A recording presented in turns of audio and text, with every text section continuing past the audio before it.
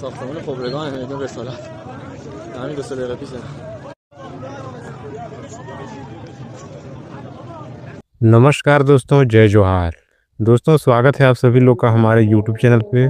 जैसे कि आप सभी लोग जानते हैं, ईरान पर अमेरिका इजराइल के हमले से भड़की पश्चिमी एशिया की आग क्या विश्व युद्ध में बदल सकती है? आइए इस खबर को विस्तार से जानते हैं। अमेरिका और इजराइल ने ईरान के खिलाफ बड़े पैमाने पर सैन्य अभियान शुरू किया है, जिसका नाम ऑपरेशन इपिक फ्यूरी है। इस अभियान के तहत ईरान के कई सैन्य ठिकानों के साथ साथ उसके शीर्ष नेतृत्व को निशाना बनाया गया, जिसमें ईरान के सर्वोच्च नेता आयतुल्लाह अली खामनेई की मृत्यु की पुष्टि भी शामिल है।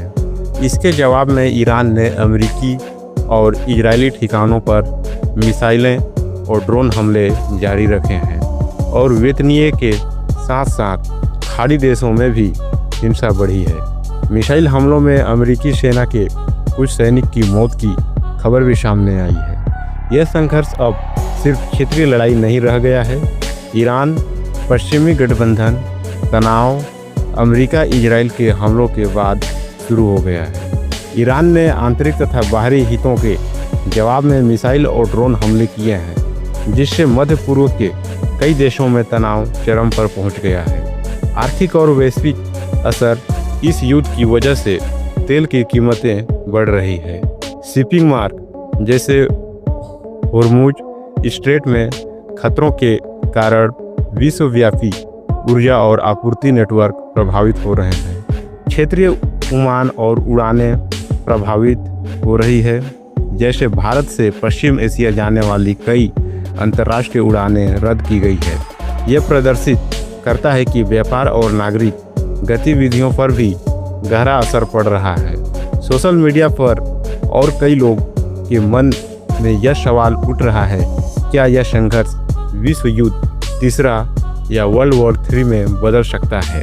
फिलहाल बड़े शक्तिशाली देश में सीधे युद्ध की स्थिति नहीं है।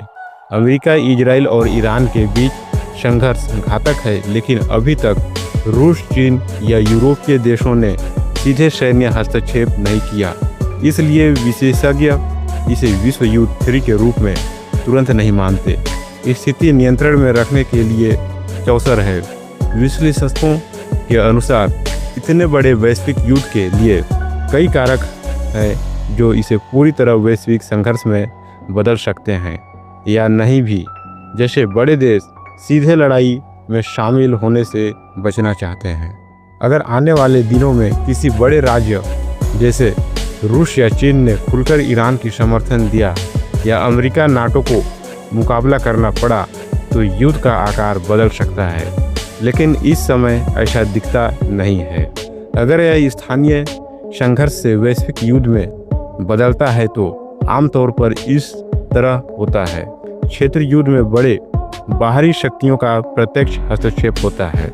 नाटो या रूस, चीन जैसे बड़े समूह का सामरिक समर्थन, सरकारी या परमाणु हथियारों का खुला उपयोग या खतरा, कूटनीति विफलता और सैन्य गठबंधन का टकराव। इन सभी कारकों में से कोई भी अभी तक पूरी तरह सक्रिय नहीं हुआ है।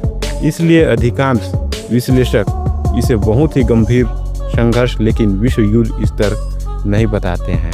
अमेरिका और इजराइल ने ईरान पर बड़े हमले किए हैं और ईरान जवाब दे रहा है। इसी के चलते मध्य पूर्व में तनाव तेजी से बढ़ रहा है तथा मिसाइल और ड्रोन हमलों की लहर भी जारी है।